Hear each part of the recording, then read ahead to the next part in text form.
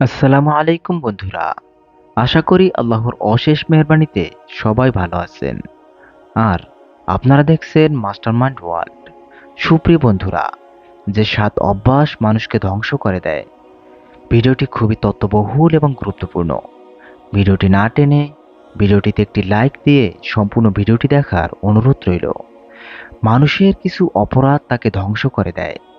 রাসূলুল্লাহ সাল্লাল্লাহু আলাইহি সাল্লাম তার প্রিয় উম্মতদের বরাবরই সে ধরনের অপরাধ থেকে বিরত থাকতে সতর্ক করতেন। সুপ্রিয় বন্ধুরা, আজ আমরা জানব এমন 7টি ধ্বংসকারী বস্তু সম্পর্কে যেগুলোর ব্যাপারে রাসূল সাল্লাল্লাহু আলাইহি সাল্লাম সাহাবায়ে কেরামকে সতর্ক করেছিলেন। নাম্বার 1, আল্লাহর সঙ্গে শিরক করা। রাসূল সাল্লাল্লাহু আলাইহি সাল্লাম ইরশাদ করেন, মহান আল্লাহ বলেন, যে লোক আমার সঙ্গে কাউকে শিরক করা ব্যতীত পৃথিবীতুল্য গুনাহ নিয়েও আমার সঙ্গে সাক্ষাৎ করে, তাহলে আমি তার সঙ্গে অনুরূপ পৃথিবীতুল্য মার্জনা দিয়ে সাক্ষাৎ করি। মুসলিম, হাদিস নাম্বার 6726। নাম্বার 2, জাদু করা। জাদুটোনা ইসলামের দৃষ্টিতে নিষিদ্ধ, তাই তা শিক্ষা করা বা জাদুকরদের বিশ্বাস করা হারাম। হাফেজ ইবনে হাজার রহমাতুল্লাহ আলাইহি বলেন, পবিত্র কোরআনে ইরশাদ হয়েছে, আমরা তোমাদের জন্য পরীক্ষা স্বরূপ, সুতরাং তোমরা কুফরি করো না। সূরা বাকারা, আয়াত নাম্বার 102। এই আয়াত দ্বারা প্রমাণিত হয় জাদু শিক্ষা করা কুফরি। ফাতহুল বারী। নাম্বার 3, অন্যায়ভাবে কোনো মানুষকে হত্যা করা। অন্যায়ভাবে মানুষ হত্যা করা গোটা মানবতাকে হত্যার নামান্তর, তা যে পদ্ধতিতেই হোক। পবিত্র কোরআনে ইরশাদ হয়েছে, যে ব্যক্তি কোনো প্রাণের বিনিময়ে অথবা জমিনে বিশৃঙ্খলা করা ব্যতীত কাউকে হত্যা করলো, সে যেন সব মানুষকে হত্যা করলো। সূরা মায়দা, আয়াত নাম্বার 32। নাম্বার 4, সুদ খাওয়া। ইসলাম ধর্মে জঘন্য একটি হারাম হলো সুদ। মহান আল্লাহ পবিত্র কোরআনের আয়াতে অসংখ্য আয়াতে সুদের ভয়াবহতা সম্পর্কে বান্দাদেরকে সতর্ক করেছেন। এর প্রভাবে দুনিয়ায় অশান্তি সৃষ্টি হয়। এ কারণেই পবিত্র কোরআনে মহান আল্লাহ তাআলা ইরশাদ করেছেন, হে ঈমানদাররা, আল্লাহকে ভয় করো এবং তোমাদের যে সুদ বাকি আছে তা ছেড়ে দাও, যদি তোমরা ঈমানদার হও। যদি তোমরা তা না করো, তবে আল্লাহ ও তার রাসূল সাল্লাল্লাহু আলাইহি সাল্লামের সঙ্গে যুদ্ধের জন্য প্রস্তুত হও।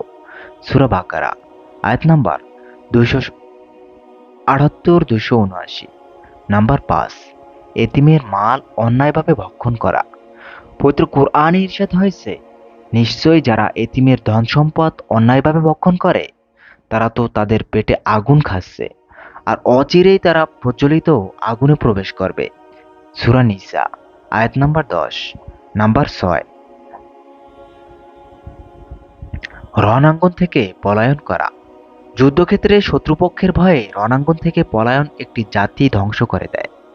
এ কারণেই মহান আল্লাহ মুমিনদের উদ্দেশ্যে বলেন, হে মুমিনরা, যখন তোমরা কাফির বাহিনীর মুখোমুখি হও, তখন তোমরা পৃষ্ঠদোষ প্রদর্শন করো না, পালিয়ে যাওয়ার চেষ্টা করো না। সূরা আনফাল, আয়াত নাম্বার 15। যারা এ ধরনের পরিস্থিতিতে পলায়ন না করে, আল্লাহর উপর ভরসা করে, আল্লাহ তাদের সাহায্য করেন, যার উদাহরণ বদর যুদ্ধ। নাম্বার 7, সতীসাধ্যী নারীকে অপবাদ দেওয়া। কারো সম্পর্কে না জেনে মিথ্যা অপবাদ দেওয়া কবিরা গুনাহ। যদি কেউ কোনো মুমিন সতী নারীর উপর মিথ্যা অপবাদ আরোপ করে তা প্রমাণ করতে না পারে, তবে ইসলামী শরীয়তের দৃষ্টিতে অপবাদদাতা নিজেই 80 বেত্রাঘাত সাজার দণ্ডপ্রাপ্ত হয়ে যায়। তাছাড়া এ ধরনের অপরাধ মানুষকে ধ্বংস করে দেয়। বুখারী, হাদিস নাম্বার 2766। সুপ্রিয় বন্ধুরা, মহান আল্লাহ রাব্বুল আলামিন এই 7টি বিষয় থেকে আমাদের সবাইকে হেফাজত করুন, এবং এই 7টি অভ্যাস পরিত্যাগ করতে পারলে মহান আল্লাহ রাব্বুল আলামিন অন্যান্য বিষয়গুলো থেকে আমাদেরকে হেফাজত করবেন। মহান আল্লাহ রাব্বুল আলামিন সবাইকে ভালো রাখুন, সুস্থ রাখুন। আসসালামু আলাইকুম ওয়া রাহমাতুল্লাহি ওয়া বারাকাতুহু।